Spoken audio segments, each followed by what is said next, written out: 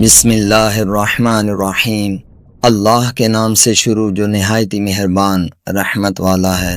السلام علیکم ورحمۃ اللہ وبرکاتہ۔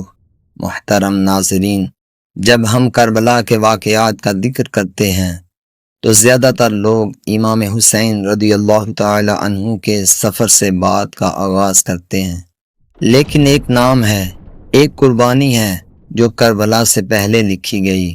وہ ہستی جسے امام حسین رضی اللہ تعالی عنہ نے اپنا سفیر بنا کر کوفہ بھیجا تھا، وہ تھے حضرت مسلم بن عقیل رضی اللہ تعالی عنہ۔ سن 60 ہجری کا وقت تھا۔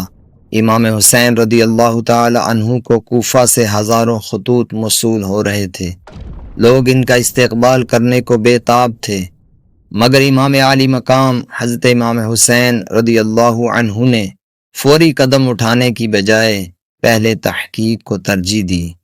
انہوں نے اپنے بھروسے مند، بہادر اور پرہیزگار چچا زاد بھائی حضرت مسلم بن عقیل رضی اللہ تعالی عنہ کو کوفہ بھیجا۔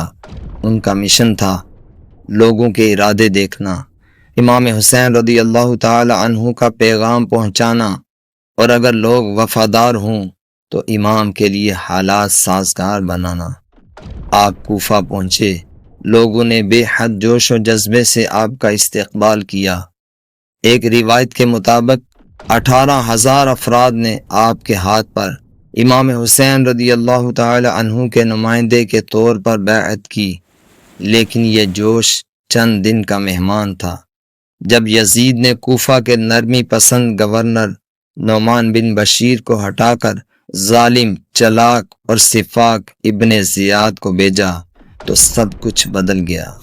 ابن زیاد نے لوگوں کو مال، دھمکی اور سازشوں سے ڈرا کر وفاداری بدلنے پر مجبور کر دیا۔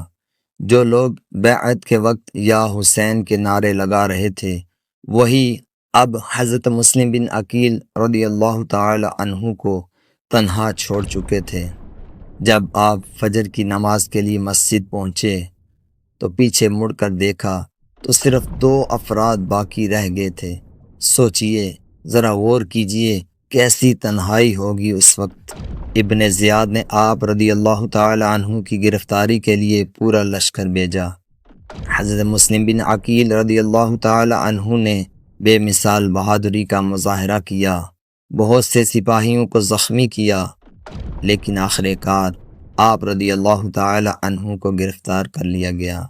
جب ابن زیاد کے سامنے پیش کیا گیا تو آپ رضی اللہ تعالی عنہ نے کہا، مجھے وضو اور 2 رکعت نماز ادا کرنے کی اجازت دو۔ نماز کے بعد آپ رضی اللہ تعالی عنہ نے جو دعا مانگی وہ آج بھی ایمان کو جگا دیتی ہے۔ اے اللہ، تو خود میرے اور ان دھوکے بازوں کے درمیان فیصلہ فرما۔ آپ رضی اللہ تعالی عنہ کو قصر کوفہ کی چھت پر لے جایا گیا اور وہاں سے نیچے گرا کر شہید کر دیا گیا، اور آپ رضی اللہ تعالی عنہ کا سر ابن زیاد کے سامنے پیش کیا گیا۔ آپ رضی اللہ تعالی عنہ کے 2 کم سن بیٹے بھی شہید کر دیے گئے، جو قید سے فرار ہو کر ایک کنویں میں چھپے تھے، انہیں نکال کر شہید کر دیا گیا۔ یہ تھا کربلا سے پہلے کا پہلا خون۔ حضرت مسلم بن عقیل رضی اللہ تعالی عنہ نے یہ پیغام دے دیا کہ اگر حق کے امام کا پیغام تم تک پہنچے تو چاہے تم اکیلے ہو جاؤ، چاہے سارا شہر تمہارا ساتھ چھوڑ دے، تم سچائی کا دامن نہ چھوڑو۔ اگر حضرت مسلم بن عقیل رضی اللہ تعالی عنہ کی یہ داستان آپ کے دل کو چھو گئی ہو تو اس ویڈیو کو ضرور شیئر کریں اور کمنٹس میں لکھیں لبیک یا حسین، لبیک یا مسلم، تاکہ یہ پیغام دور دور تک پہنچے۔